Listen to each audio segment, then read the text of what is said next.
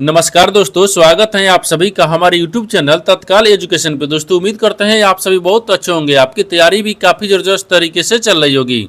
दोस्तों आज हम आप लोगों के लिए रीजनिंग के 15 अति महत्वपूर्ण प्रश्न के बारे में इस वीडियो में बताएंगे, जो कि SSC, railway, group D, NTPC या किसी टेट एग्जाम की तैयारी कर रहे हैं। इस टाइप के प्रश्न हमेशा परीक्षा में पूछे जाएंगे। दोस्तों ये पार्ट नंबर कौन सा 111 है, आप पार्ट नंबर 110 नहीं देखें तो आप वीडियो सेक्शन में जाके देख सकते हैं। चलिए दोस्तों पहला प्रश्न देख लेते हैं।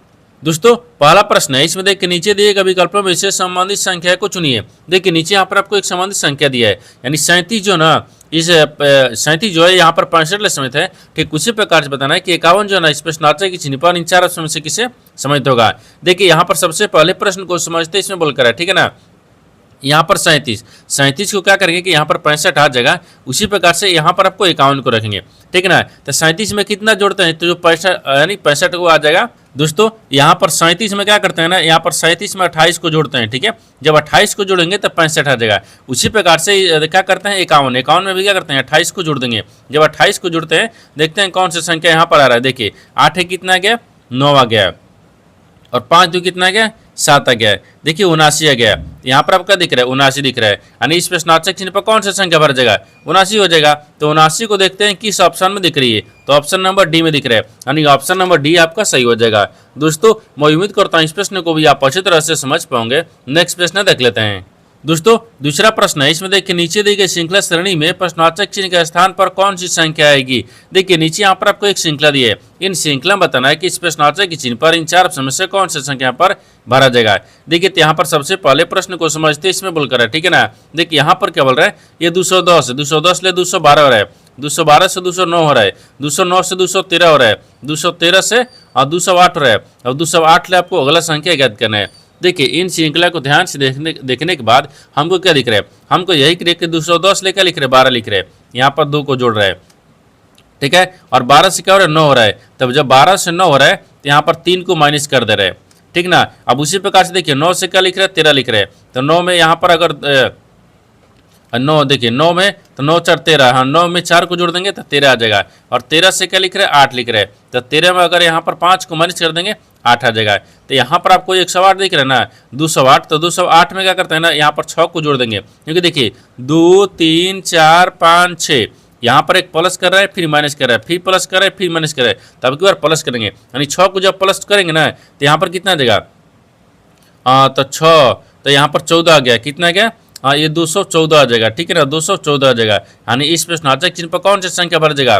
214 हो जाएगा। तो 214 को देखते हैं किस ऑप्शन में दिख रही है, तो ऑप्शन नंबर यहाँ पर आपको सी में दिख रहा है, यानी ऑप्शन नंबर सी आपका सही हो जाएगा। दोस्तों मैं उम्मीद करता हूँ इस प्रश्न को भी आप अच्छी तरह से समझ पाओगे। नेक्स्ट प्रश्न देख लेते हैं।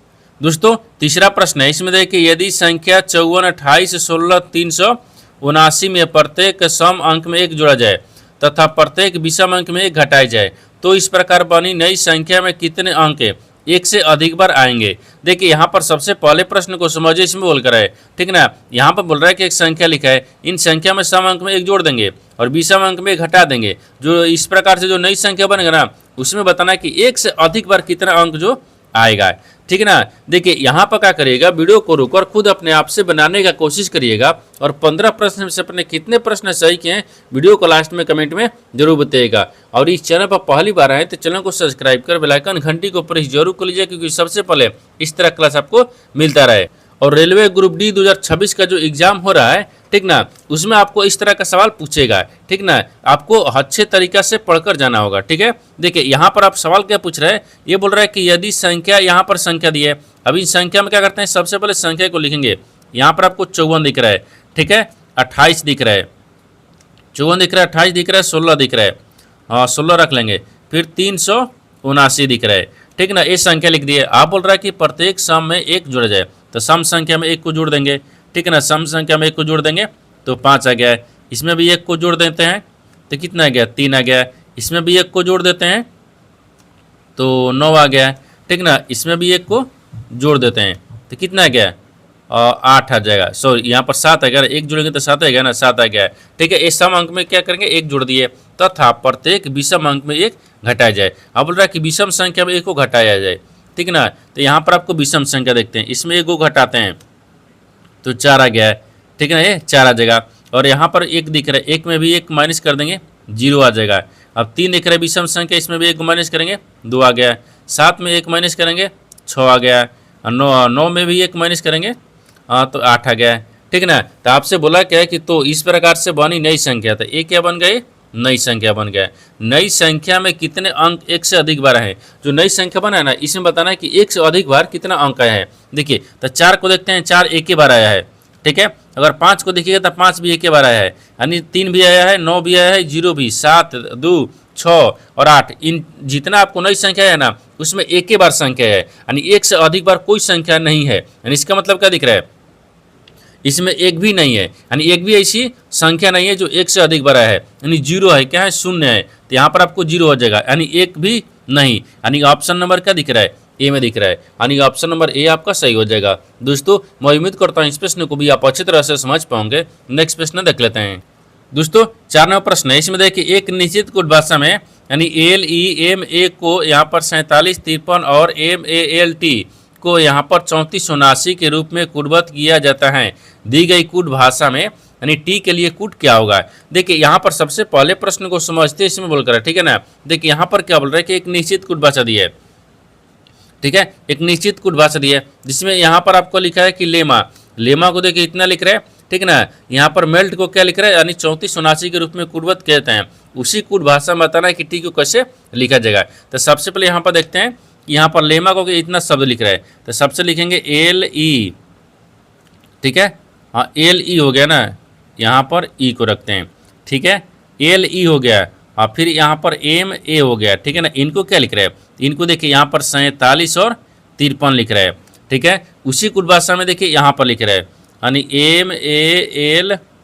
ठीक है, और T इनको भी क्या लिख रहा है, तो 34 और 79 लिख रहा है। उसी कुट भाषा में बताना है कि टी को कैसे लिखा जाएगा। ठीक ना। अब देखिए यहाँ पर आपको इस तरह के सवाल में क्या होता है, इस तरह के सवाल में ना यहाँ पर देखिए ये 2026 का जो सवाल है, 2026 का जो जनवरी में आपको एग्जाम हुआ है ना, ठीक है, उसमें आपको रेलवे ग्रुप डी का ये सवाल पूछा गया है। देखिए इस तरह के सवाल में क्या करेंगे, ये आपको अक्षर दिख रहे हैं, इसमें कौन मिलाएंगे, ये संख्या दिख रहे हैं, इसमें भी आपको कौन मिलाएंगे, दोनों में क्या करेंगे, कौन मिलाएंगे। जो आपको कौन मिल जाएगा वही आपको आंसर होता है। जैसे देखिए इसमें एल और एल दिख रहा है, मिल रहा है, एम और एम मिल रहा है। ठीक है ना। फिर यहाँ पर आपको ए और ए मिल रहा है, लेकिन इसमें आपको यहाँ पर क्या दिख रहा है, ई दिख रहा है, इसमें आपको टी दिख रहा है। उसी प्रकार से संख्या में कॉमन को मिलाते हैं। देखिए 3 को 3 मिल रहा है, ठीक है, 4 को 4 मिल रहा है, 7 को 7 मिल रहा है, लेकिन कॉमन आपको यहाँ पर क्या दिख रहा है, 5 इसमें दिख रहा है और 9 इसमें दिख रहा है। तो टी का कूट क्या हो जाएगा, 9 हो जाएगा। तो 9 को देखते हैं किस ऑप्शन में दिख रही है, तो ऑप्शन नंबर किस में दिख रहा है, बी में दिख रहा है, यानी ऑप्शन नंबर बी आपका सही हो जाएगा। दोस्तों मैं उम्मीद करता हूँ इस प्रश्न को भी आप अच्छी तरह से समझ पाओगे। नेक्स्ट प्रश्न देख लेते हैं। दोस्तों 5 नंबर प्रश्न है, इसमें देखिए प्रश्नवाचक चिन्ह के स्थान पर सही विकल्प का चयन कीजिए। देखिए यहाँ पर सबसे पहले प्रश्न को समझते इसमें बोलकर है, ठीक है ना। नीचे यहाँ पर आपको 3 आकृति दिए है, इन तीनों आकृति में बताना क्या है कि इस प्रश्नवाचक के चिन्ह पर इन 4 ऑप्शन में से कौन सी संख्या यहाँ पर भरा जाएगा। उससे पहले क्या करते हैं ना कि तीनों आकृति में से यहाँ पर ध्यान से देखते हैं आकृति कैसे चल रही है, यानी उससे पहले 2 को जो आकृति है ना वो कैसे चल रही है। यानी इसका मतलब कि देखिए यहाँ पर आपको प्रश्नवाचक चिन्ह दिया है, इसका मतलब कि यहाँ पर 20 कैसे लाया है, यहाँ पर भी आपको 6 कैसे लाया है। ठीक ना। उसी प्रकार से क्या करेंगे, यहाँ भी रखेंगे। ठीक है, तो एक बार ध्यान से देखिए। देखिए अगर मान लीजिए 2 दिख रहा है, 3 दिख रहा है, ठीक है ना, 2 और 3 दिख रहा है और 5 दिख रहा है, इन सबको जोड़ेंगे तो क्या अच्छा होगा, नहीं आएगा। जब माइनस करके देखते हैं, देखिए 5 में से 3 माइनस करेंगे 2 बचेगा, और 2 में से माइनस 2 करेंगे तो 0 बच जाएगा। ये तो 6 नहीं आ रहा है, इसमें थोड़ा सा लॉजिक लगाना होगा। देखिए लॉजिक इसमें कैसे लगेंगे, इन दोनों का आपस में एक बार गुना करेंगे, इन दोनों को एक बार आपस में जोड़ते हैं। जैसे 2 गुना कितना करेंगे, 3, तो देखिए यहाँ पर आपको 6 आ गया, ये वाला 6 आ गया। फिर उसी प्रकार से क्या करेंगे, 2 और प्लस 3 को जोड़ देंगे तो 3 2 5 आ गया। देखिए ये वाला 5 आ गया, यानी देखिए यहाँ पर आपको इसका मतलब कर रहा है कि देखिए नीचे में जो दोनों है ना वो ऊपर का दोनों को जोड़ करेंगे और गुना करेंगे तो आपको नीचे वाला आ रहा है। उसी प्रकार से देखिए दूसरा हम देखते हैं, इसको करेंगे। देखिए 4 को और 5 को आपस में गुना करते हैं, तो 4 5, ठीक है, तो 4 गुने क्या करते हैं, 5 को करेंगे, 4 5 20 आ गया। ठीक है, देखिए यहाँ पर 20 ला दिया है नीचे में। अब उसी प्रकार से फिर एक बार क्या करेंगे, उसको जोड़ेंगे तो 4 + 5 करेंगे, तो 5 4 कितना आ गया, 9 आ गया। देखिए यहाँ पर 9 आ गया है। उसी प्रकार से इसको भी रख लेते हैं। ठीक है ना। देखिए तो यहाँ पर आपको दिख रहा है ना, तो यहाँ पर क्या दिख रहा है, 8 दिख रहा है, 8 हो गया। और 8 में क्या करते हैं, 3 से गुना करेंगे तो 38 के 24 आ जाएगा। ठीक है, तो 24 से इसका मतलब कि यहाँ पर आपको एक 24 बार आ जाएगा। अब आगे देखिए, फिर यहाँ पर 8 दिख रहा है, 8 में 3 को जोड़ देंगे तो 8 3 कितना था, 11। देखिए यहाँ 11 दिया है, यानी इसका मतलब कि प्रश्नार्थक चिन्ह पर कौन सा संख्या बढ़ जाएगा, 24 हो गया। तो 24 को देखते हैं किस ऑप्शन में दिख रही है, तो ऑप्शन नंबर किस में दिख रहा है, यानी डी में दिख रहा है। ऑप्शन नंबर डी आपका सही हो जाएगा। दोस्तों मैं उम्मीद करता हूँ इस प्रश्न को भी आप अच्छी तरह से समझ पाओगे। नेक्स्ट प्रश्न देख लेते हैं। दोस्तों 6वां प्रश्न है, इसमें देखिए उस उत्तर आकृति का चयन कीजिए जो प्रश्न आकृति को पूर्ण करेगी। देखिए यहाँ पर सबसे पहले प्रश्न को समझते इसमें बोलकर है, ठीक है ना। देखिए यहाँ पर क्या बोल रहा है कि एक प्रश्न आकृति दिया है, यहाँ पर आपको ये उत्तर आकृति दिया है। इन प्रश्न आकृति में आपको बताना क्या है कि ये जो आपको खाली स्थान दिख रहा है, इसके जगह पर इन 4 ऑप्शन से कौन सी जो आकृति है ना वो भरा जाएगा, ठीक ना। तो यहाँ पर सबसे पहले ध्यान से देखते हैं ये आकृति कैसे भरा जाएगा इसमें, ठीक ना। देखिए इस तरह के लिए क्या करते हैं, यहाँ पर तो ये आ जाएगा, ये ठीक है हमको, लेकिन यहाँ पर थोड़ा सा गोला आ जाएगा, यानी इसको हम ऐसे रखेंगे, ठीक है। इस तरह का आकृति बनेगा। उसके बाद में थोड़ा सा क्या करेंगे ना, उस तरह का आकृति हो ही गया, ठीक है, इधर से। हाँ देखिए ना, इसको इधर से रखेंगे, ये जो इसको ऐसे करेंगे, यानी इसको भरा रहेगा, ठीक है, भरा रहेगा। और फिर इसको क्या करेंगे, इसको खाली स्थान रखेंगे। देखिए इस तरह की जो आकृति बनना चाहिए, तो इस तरह की जो आकृति है ना, देखिए इस तरह की जो आकृति है वो देखिए किस ऑप्शन में दिख रही है। इस तरह की आकृति यानी जो आकृति है ना, इस तरह की आकृति इस आकृति को पूरा करेगा, ठीक है, प्रश्न आकृति को। तो देखिए कि किस आकृति में दिख रहा है, ए में दिख रहा है, बी में दिख रहा है, नहीं दिख रहा है, सी में दिख रहा है, नहीं दिख रहा है, डी में दिख रहा है, नहीं दिख रहा है, यानी ऑप्शन नंबर ए में दिख रहा है, यानी ऑप्शन नंबर ए आपका सही हो जाएगा। दोस्तों मैं उम्मीद करता हूँ इस प्रश्न को भी आप अच्छी तरह से समझ पाओगे। नेक्स्ट प्रश्न देख लेते हैं। दोस्तों 7वां प्रश्न है, इसमें देखिए नीचे दिए गए विकल्पों में से संबंधित शब्द को चुनिए। देखिए नीचे यहाँ पर आपको एक संबंधित शब्द दिया है, यानी विद्या। देखिए यहाँ पर आपको न्यायालय, न्यायालय जो है ना आपको न्याय से समित है, ठीक उसी प्रकार से बताना है कि महाविद्यालय जो है ना इस प्रश्नार्थक चिन्ह पर इन 4 ऑप्शन में से किसे सम्मिलित होगा। देखिए यहाँ पर सबसे पहले प्रश्न को समझते इसमें बोल कर है, ठीक ना। देखिए यहाँ पर क्या बोल रहा है कि न्यायालय में एक न्याय होता है, न्यायालय में क्या दिया जाता है, न्याय दिया जाता है। यहाँ पर दिया, ठीक है ना, जाता है। देखिए जिस प्रकार से न्यायालय में न्याय को दिया जाता है उसी प्रकार से यहाँ पर देखिए ना ये विद्यालय है, ठीक है ना, यहाँ पर ऑल एल है, ठीक है ना, विद्यालय। यानी विद्यालय में, महाविद्यालय में क्या होता है, तो शिक्षा को दिया जाता है। महाविद्यालय में क्या दिया जाता है, तो शिक्षा का दिया जाता है, ठीक है, ये शिक्षा हो जाएगा। शिक्षा दी जाती है, दी जाती है। जिस प्रकार से न्यायालय में न्याय दिया जाता है उसी प्रकार से महाविद्यालय में यहाँ पर शिक्षा दिया जाता है, ठीक ना। तो शिक्षा को देखते हैं किस ऑप्शन में दिख रही है, तो ऑप्शन नंबर सी में दिख रहा है, यानी ऑप्शन नंबर सी आपका सही हो जाएगा। दोस्तों मैं उम्मीद करता हूँ इस प्रश्न को भी आप अच्छी तरह से समझ पाओगे। नेक्स्ट प्रश्न देख लेते हैं। दोस्तों 8वां प्रश्न है, इसमें देखिए 7 व्यक्ति A B C D E F G एक सीधी पंक्ति में उत्तर की ओर अभिमुख होकर बैठे हुए हैं। यानी ए पंक्ति के बाएं ओर से तीसरे स्थान पर बैठा है, यानी ए और बी के बीच केवल एक व्यक्ति बैठा है, यानी बी और सी के बीच केवल 3 व्यक्ति बैठा है, यानी सी के दाईं ओर ठीक पड़ोस में ई बैठा है, यानी जी के दाईं ओर पड़ोस में दाईं ओर ठीक पड़ोस में डी बैठा है। तो एफ के दाईं ओर से गिनने पर कितने व्यक्ति बैठे हुए आपको इसी को बताना है। देखिए यहाँ पर सबसे पहले प्रश्न को क्या करेंगे, समझेंगे। यहाँ पर सबसे पहले प्रश्न को समझिए, इसमें बोल कर है, ठीक है ना। देखिए यहाँ पर क्या बोल रहा है, ये बोल रहा है कि 7 व्यक्ति है जो कि A B C D E F G यानी एक सीधी पंक्ति में उत्तर की ओर अभिमुख होकर बैठे हुए। तो सबसे पहले 7 व्यक्ति को यहाँ पर बैठाते हैं, ठीक है ना। देखिए यहाँ पर क्या हो गया, 1 हो गया, ये 2 हो गया, 3 हो गया, 4 हो गया, 5 हो गया, 6 हो गया, 7 व्यक्ति हो गया। जबकि इधर से बाएं होता है, इधर से क्या होता है, ये दाहिने होता है, ठीक है ना, दाहिने होता है, ठीक है। अब आगे देखिए, आगे बोल रहा है कि ए पंक्ति के बाएं छोर से तीसरे स्थान पर बैठा है, यानी ए जो है ये वो पंक्ति के बाहिने छोर से तीसरे स्थान पर बैठा है। तो तीसरे स्थान पर बाएं से देखिए, बाएं से इधर से तीसरे स्थान पर ए बैठा है, ठीक है। आगे बोल रहा है कि ए और बी के बीच केवल एक व्यक्ति बैठे हैं, ए और बी के बीच में, तो ए और बी के बीच में केवल एक व्यक्ति बैठा है, तो बी को यहाँ पर रखते हैं, इन दोनों के बीच में एक व्यक्ति बैठा है, ठीक है। आगे बोल रहा है कि देखिए सी और बी के बीच केवल 3 व्यक्ति बैठा है, यानी सी और बी के बीच में केवल 3 व्यक्ति बैठे हैं।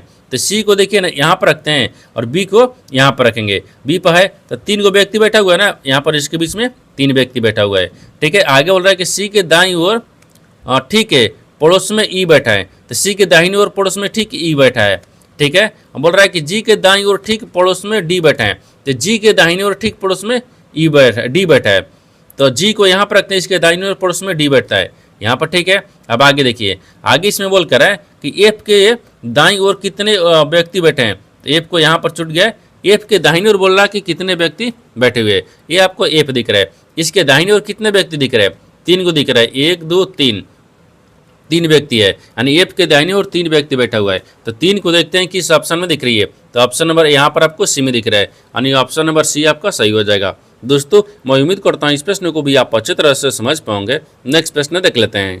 दोस्तों 9वां प्रश्न है, इसमें देखिए उस व्यनारेख का चयन करें जो दिए गए वर्गों के बीच संबंध को स्वतंत्र रूप से दर्शाता है। देखिए नीचे यहाँ पर आपको 3 शब्द दिया है, इन तीनों शब्द को बताना कि आपस में कैसे संबंधित है और इन 4 वेन डायग्राम में से कौन सा वेन डायग्राम बनेगा। यहाँ पर सबसे पहले प्रश्न को समझते इसमें बोल कर है, ठीक है ना।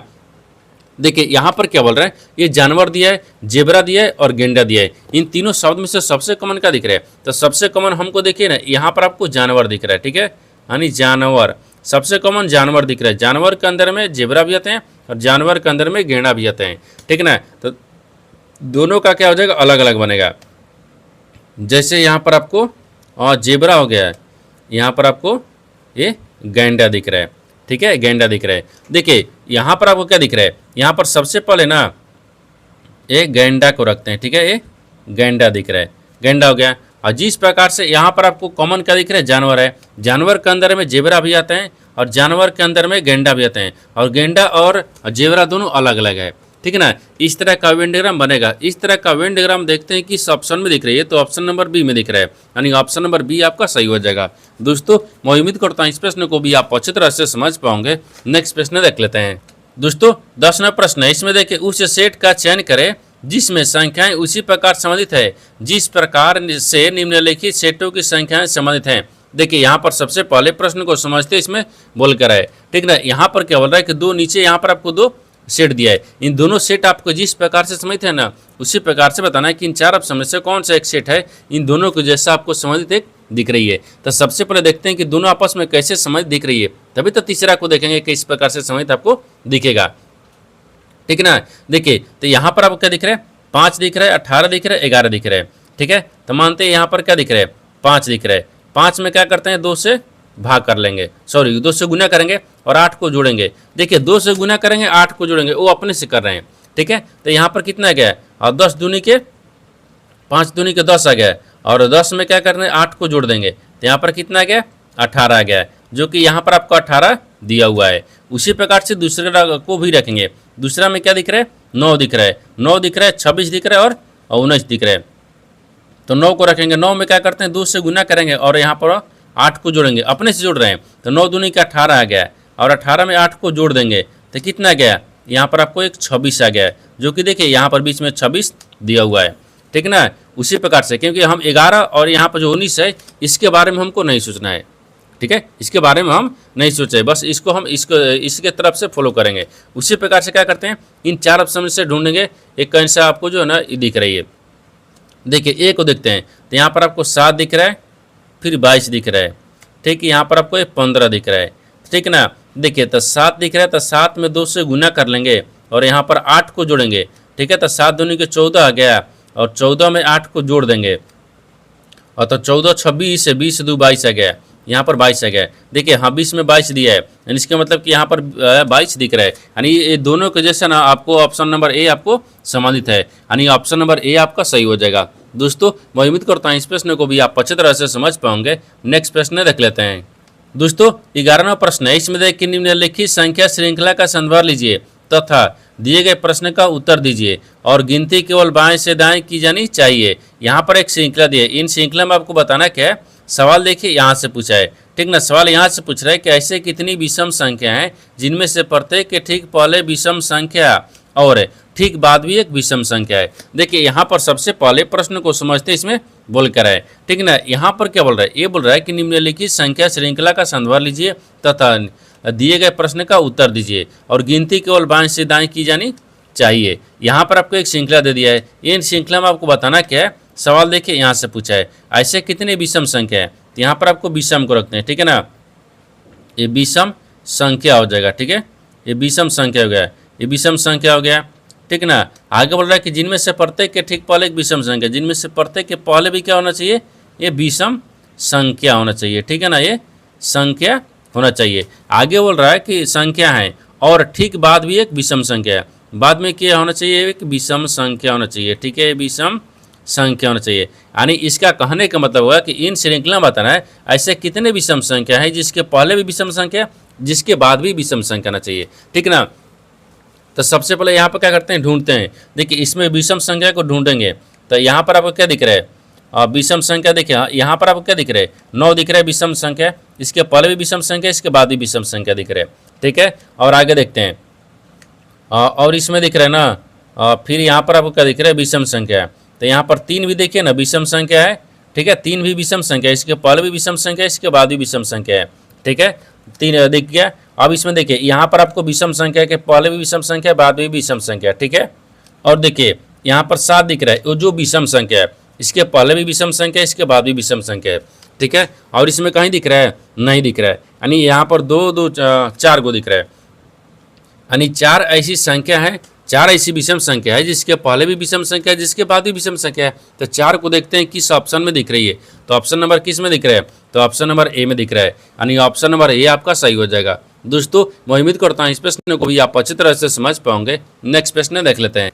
दोस्तों 12वां प्रश्न है, इसमें देखिए कि नयन बिंदु ए से चलना शुरू करता है और उत्तर में 45 किलोमीटर गाड़ी चलाता है, फिर वह दाएं मुड़ता है और 37 किलोमीटर गाड़ी चलाता है, फिर वह दाहिने मुड़ता है और यहाँ पर 60 किलोमीटर गाड़ी चलाता है, फिर वह दाएं मुड़ता है और 56 किलोमीटर गाड़ी चलाता है, अंत में वह दाएं मुड़ता है और 15 किलोमीटर गाड़ी चलाता है और बिंदु पी पर रुक जाता है। तो बिंदु ए पर दोबारा पहुंचने के लिए उसे कितनी दूरी और किस दिशा में गाड़ी चलाना चाहिए। देखिए यहाँ पर सबसे पहले प्रश्न को समझिए, इसमें बोल कर है, ठीक है ना। देखिए यहाँ पर क्या बोल रहा है, ये बोल रहा है कि एक नयन है, वो गाड़ी, देखिए नयन जो है ना बिंदु ए से गाड़ी चलाना शुरू करता है, यानी चलना शुरू करता है और उत्तर की ओर 45 किलोमीटर गाड़ी चलाता है। तो सबसे पहले एक डायग्राम को बनाते हैं, ठीक है। ये पूर्व होता है, ठीक है, यहाँ पर पश्चिम होता है, ऊपर में उत्तर होता है, नीचे दक्षिण होता है। अब बोल रहा है कि देखिए उत्तर की तरफ 45 किलोमीटर गाड़ी चलाता है, तो मानते हैं यहाँ पर रखेंगे, ठीक है। यहाँ से आपको ए हो गया, यहाँ से 45 किलोमीटर चलेंगे तो ऊपर चलेंगे, ये कितना चल रहा है, 45 किलोमीटर उत्तर की तरफ चल रहा है। अब बोल रहा है कि फिर दाहिने मुड़ता है और 37 किलोमीटर गाड़ी चलाता है, फिर मान लीजिए दाहिने मुड़ गया, ये 37 किलोमीटर हो गया, ठीक है। आप फिर दाएँ मुड़ता है और 60 किलोमीटर गाड़ी चलाता है, फिर दाएँ मुड़ता है, ठीक है ना, फिर यहाँ पर दाहिने मुड़ता है और यहाँ पर 60 किलोमीटर गाड़ी चलाता है, ठीक है। दाहिने मुड़ कर 60 किलोमीटर गाड़ी चलाता है, फिर वह दाएं मुड़ता है और 56 किलोमीटर गाड़ी चलाता है, फिर यहाँ पर आपको दाहिने मुड़ेंगे, ये 56 किलोमीटर गाड़ी चलाता है, ये 56 किलोमीटर हो गया, ठीक है। वह अंत में दाएं मुड़ता है और 15 किलोमीटर गाड़ी चलाता है, ठीक है ना। तो फिर दाहिने मुड़ते हैं तो 15 मीटर गाड़ी चलाते हैं, ठीक है, 15 किलोमीटर। अब बोल रहा है कि बिंदु पी पर रुक जाता है, मानते हैं यहाँ पर बिंदु पी हो गया है, रुक गया है। तो बिंदु ए पर दोबारा पहुंचने के लिए उसे कितनी दूरी और किस दिशा में गाड़ी चलाना चाहिए, यानी इसके कहने का मतलब हो गया कि यहाँ पर पी से ए पर आने के लिए ना उसे कितनी दूरी और किस दिशा में गाड़ी चलाना चाहिए। तो सबसे पहले देखिए ना, यहाँ पर पी हो गया और पी से ए पर आने के लिए उसे कितनी दूरी और किस दिशा में गाड़ी चलाना चाहिए। तो यहाँ पर ध्यान से देखिए, यहाँ पर क्या दिख रहे पी, तो ए टोटल कितना दिख रहे 56 किलोमीटर और यहाँ से यहाँ के बीच में कितना चले 37 किलोमीटर। देखिए यहाँ पर आपको मान लीजिए 56 हो गया, 56 में से क्या करते हैं 37 को माइनस कर लेंगे, तो जब 37 को माइनस करेंगे तो कितना बचेगा, यहाँ पर आपको 19 आ गया, कितना गया 19 किलोमीटर आ गया। जब ये 19 क्या हो गया 1 किलोमीटर में आ गया, जब इसका बीच की दूरी कितना गया ये 19 किलोमीटर, जब यहाँ से यहाँ के बीच की दूरी 19 किलोमीटर हो गया, ठीक है। अब एक इधर जा रहा है तो इधर से इधर जा रहा है, यानी यहाँ से इधर जा रहे थे पूर्व में जा रहा है, तो पूर्व में 19 किलोमीटर देखते हैं किस ऑप्शन में दिख रही है, यानी पूर्व में 19 किलोमीटर ऑप्शन नंबर डी में दिख रहा है, यानी ऑप्शन नंबर डी आपका सही हो जाएगा। दोस्तों मैं उम्मीद करता हूँ इस प्रश्न को भी आप अच्छी तरह से समझ पाओगे। नेक्स्ट प्रश्न देख लेते हैं। दोस्तों 13वां प्रश्न है, इसमें देखिए एक निश्चित कुट भाषा में देखिए ए प्लस बी का अर्थ ए बी का पुत्र है, ए माइनस बी का अर्थ ए बी का भाई है, यानी ए गुने बी का अर्थ ए बी का पत्नी है। बोल रहा है कि ए और एंड बी का अर्थ क्या दिख रहा है, ए बी का पिता है। तो यहाँ पर आपको दिया है कि ए प्लस के टी यहाँ पर दिया है, ये बोल रहा है कि के का भी से क्या संबंध है, आपको इसी को बताना है। देखिए यहाँ पर सबसे पहले प्रश्न को समझते हैं, इसमें बोल कर है, ठीक है ना। यहाँ पर क्या बोल रहा है, ये बोल रहा है कि एक निश्चित कुट भाषा दे दिया है, जो ब्लड रिलेशन से आपको सवाल दिया है। रेलवे ग्रुप डी 2026 का जो एग्जाम हुआ था ना जनवरी में, आपको इसी का ये प्रश्न है, ठीक है ना। यहाँ पर देखिए अब ये जो सवाल दे दिया है अब बोल कर है यहाँ पर बोल रहा है कि ए प्लस बी का अर्थ क्या दिख रहा है, ए बी क्या पुत्र है। इससे पहले क्या करता है ना, यहाँ पर जो आपको सवाल दिया है इसको सवाल को क्या करेंगे, एक बार नीचे को लिखेंगे, ठीक है, ये अक्षर को नीचे लिखेंगे। इस अक्षर को जब नीचे लिखेंगे, देखिए यहाँ पर आपको क्या दिख रहा है, के दिख रहा है, ठीक है, फिर माइनस क्या दिख रहा है, टी दिख रहा है, फिर प्लस में क्या दिख रहा है, आर दिख रहा है, फिर एंड दिख रहा है, फिर यहाँ पर जेड दिख रहा है, फिर गुना भी दिख रहा है। अब आपको बताना क्या है कि भी से के को क्या संबंध है, आपको इसी को बताना है, ठीक है ना। तो भी जो है ना यहाँ पर आपको इसको के को क्या बोलेगा, आपको इसी को बताना है। जब इस तरह का सवाल आ जाएगा तो यहाँ पर जो इतना अक्षर लिखा है इनको नीचे लिखेंगे, ठीक है। लिखने के बाद में यहाँ पर दक्षिण की तरफ से ऐसे चलेंगे, ठीक है ना, थोड़ा सा आसान हो जाता है बनाने में। यहाँ पर ऐसे चलेंगे, ठीक है, ऐसे हो गया। अब देखिए कि इन दोनों के बीच में कौन सा चिन्ह दिया है, जेड और भी के बीच में गुना का चिन्ह दिया है। तो गुना कहाँ दिया है, यहाँ पर दिया है, यानी ए गुने बी का अर्थ क्या दिख रहा है, ए बी की पत्नी है, यानी भी की पत्नी कौन हो जाएगा, यहाँ पर जेड हो गया, ठीक है ना। यहाँ पर आपको ये पत्नी दिख रहा है, ठीक है। आगे बोल रहा है कि जेड और यहाँ पर आर के बीच में क्या दिख रहा है, यानी एंड का चिन्ह दिया है। तो यहाँ पर बोल रहा है यानी ए एंड बी का अर्थ क्या दिख रहा है, ए बी क्या पिता है, यानी इसका क्या दिख रहा है, ये पिता हो गया, ठीक है ना, ये पिता दिख रहा है। आगे देखिए आगे क्या बोल रहा है, आगे दिया है कि यहाँ पर आर और प्लस के बीच में, आर और टी के बीच में प्लस का चिन्ह दिया है। तो यहाँ पर प्लस दिया है, तो ए प्लस बी का अर्थ क्या दिख रहा है, यानी ए प्लस बी का अर्थ पुत्र है, ए पुत्र हो गया है, ठीक है। अब उसी प्रकार से देखिए इनका टी और के के बीच में माइनस का चिन्ह दिया है, यानी ए माइनस बी का अर्थ क्या दिख रहा है, ए बी का भाई है। तो यहाँ पर आपको ये भाई हो जाएगा, ठीक ना। तो आपसे बताना क्या है कि जो के है ना, के वो भी से क्या संबंध रखता है, आपको इसी को बताना है। तो भी जो है ना वो आपको के को क्या बोलेगा, आपको इसी को बताना है। देखिए इसका क्या दिख रहा है, पत्नी दिख रहा है, भी का यहाँ पर पत्नी हो गया, पत्नी का पिता है। तो देखिए यहाँ पर पत्नी का पिता क्या हो गया, ससुर हो गया, और ससुर के यहाँ पर पुत्र क्या हो गया, सला हो गया, और सला का भाई क्या हो गया, सला ही लगेगा ना, सला हो जाएगा। तो यहाँ पर आपको तो सला किसी ऑप्शन में, 4 ऑप्शन में दिया नहीं है, इसमें दिया क्या है, देखिए यहाँ पर पत्नी के पिता नहीं होगा, यानी पत्नी के भाई हो जाएगा, क्योंकि पत्नी के भाई सला होता है। तो यहाँ पर क्या हो जाएगा, ये पत्नी का भाई हो जाएगा, ठीक है ना, यानी पत्नी का ये भाई हो गया, ठीक है, क्या हो गया, ये भाई हो गया। तो यहाँ ऑप्शन नंबर क्या हो जाएगा, बी हो गया, ऑप्शन नंबर बी आपका सही हो जाएगा। दोस्तों मैं उम्मीद करता हूँ इस प्रश्न को भी आप अच्छी तरह से समझ पाओगे। नेक्स्ट प्रश्न देख लेते हैं।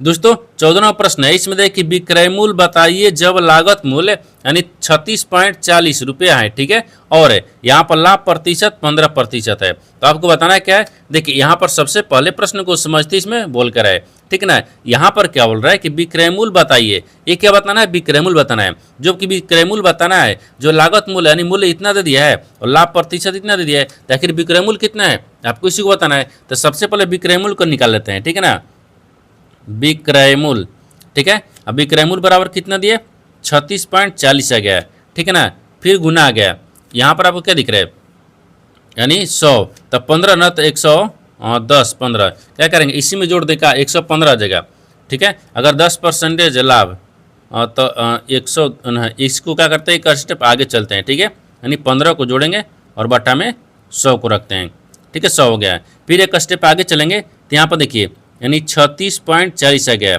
ठीक है ना। फिर यहाँ पर गुना दिखेगा तो यहाँ पर आपको 115 आ जाएगा, फिर बाटा में क्या दिखेगा, 100 दिख जाएगा, ठीक है ना, 100 हो गया।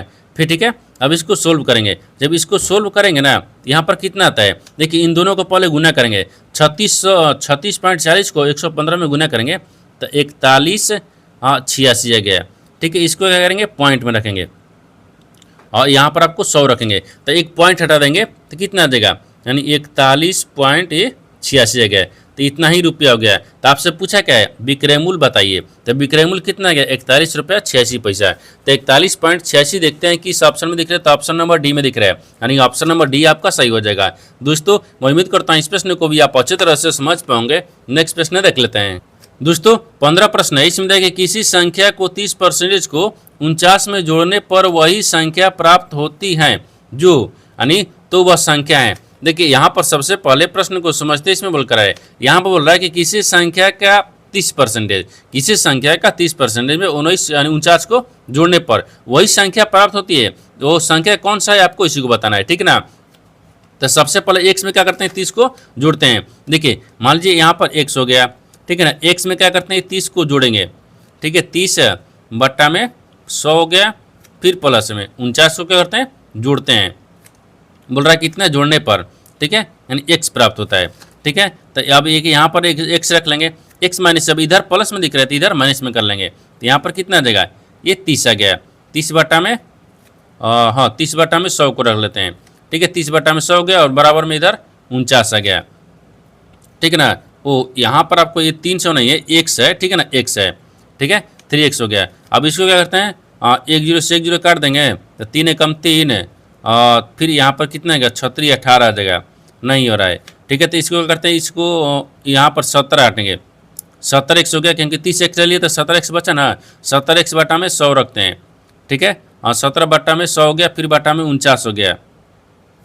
अब यहाँ पर क्या करेंगे, 1 0 से 1 0 काट देंगे, 7 7 49 हो गया और 7 दहा में 70 हो गया, यानी x बराबर कितना गया, 70 आ गया। तो 70 को देखते हैं किस ऑप्शन में दिख रही है, तो ऑप्शन नंबर यहाँ पर आपको ए में दिख रहा है, यानी ऑप्शन नंबर ए आपका सही हो जाएगा। दोस्तों मैं उम्मीद करता हूँ इस प्रश्न को भी आप अच्छे तरह से समझ पाओगे। नेक्स्ट वीडियो में मिलते हैं, तब तक जय हिंद।